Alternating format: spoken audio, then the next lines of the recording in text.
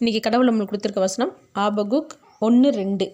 கர்த்தாவே, நான் எதுவரைக்கும் உம்மை நோக்கி கூப்பிடுவேன், நீர் கேளாமல் இருக்கிறீரே. கொடுமை நிமித்தம் நான் எதுவரைக்கும் உம்மை நோக்கி கூப்பிடுவேன், நீர் ரட்சியாமல் இருக்கிறீரே. இந்த வசனத்தை கொண்டு கடவுள் நம்மகிட்ட என்ன சொல்கிறத பார்ப்போம். இந்த வசனத்தில் நான் எது வரைக்கும் உம்மை நோக்கி கூப்பிடுவேன்னு அப்படின்ற வார்த்தைகள் 2 தடவை மறுபடியும் சொல்லப்பட்டிருக்கு. அப்போ எவ்வளோ வேதனையோடு இருப்பாங்கன்னு நம்மளால் புரிஞ்சுக்க முடியுது.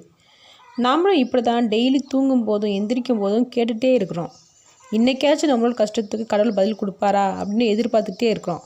இப்போ வரைக்கும் கடவுள் நம்மளோட வேதனையை சரி பண்ணவே இல்லை, பதில் கொடுக்கவே இல்லைன்னு நம்ம ஜெபத்துலேயும் சோர்ந்து போயிடுறோம். வாழ பிடிக்கலேன்ற உச்சக்கட்டத்தில் இருக்கிற நிலைமைக்கு நம்ம தள்ளப்பட்டிருக்கலாம்.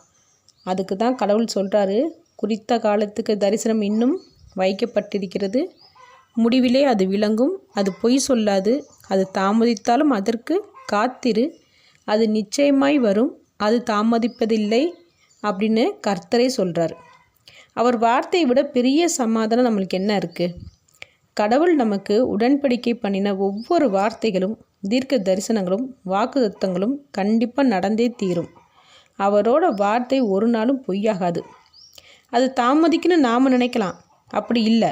சரியான டைமில் கடவுள் அவர் சொன்னதை செய்வார்.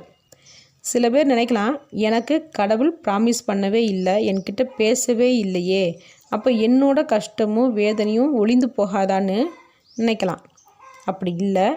கடவுள் நம்மக்கிட்ட பேசுகிறது, அவரோட திட்டத்தை வெளிப்படுத்துறது நமக்கு ஆறுதல் படுத்ததானே தவிர அவர் பேசினா மட்டும்தான் செய்வார், பேசாட்டி செய்ய மாட்டாருன்னு அர்த்தம் கிடையாது.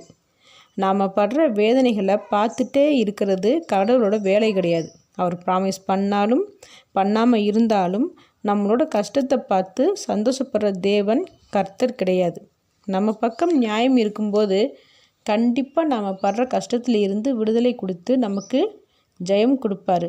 அந்த நாள் வரும்னு கடவுள் மேல் நம்பிக்கை வச்சு நம்ம காத்திருக்கும்போது நிச்சயமாக நம்மளோட நம்பிக்கை வீண் போகாது, முடிவிலே அது விளங்கும்.